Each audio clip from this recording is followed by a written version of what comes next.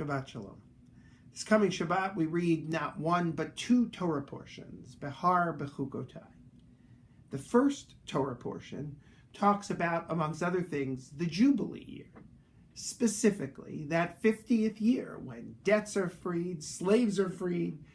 But when we go down to its smallest point, what we're really seeing is the children of Israel imagining what it's going to be like to actually live in the land of Israel, to own the land, to possess it, to work that land. It is a dream that we almost take with them and begin anew with them every year as we read this portion of the Torah. In that way, even at 70 years, the realization of the dream of the state of Israel renews itself in this very beautiful way each year again and again.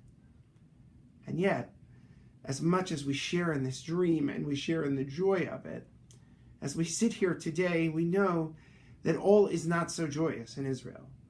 Today, Israeli school children around the north went to school, which was open, but they went to school wondering whether or not school would end in their classrooms or end in bomb shelters.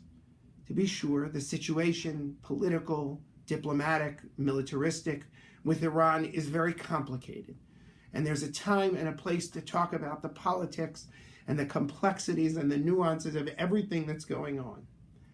But in a week where we will read about dreaming of what it would be like to be in and own the land, our first thoughts have to be with our brothers and sisters in Israel who today, more than any other day, deal with the very up-close realities of what that looks like in a modern world, of how some days more than others the very existence of Israel means dealing with an existential threat that never goes away. And so as we read of this dream again this year, we do so with joy, but mindful that this year we look to our brothers and sisters in the East, we stand in solidarity with them, and we hope that this Shabbat will bring them a little bit of peace. Shabbat Shalom.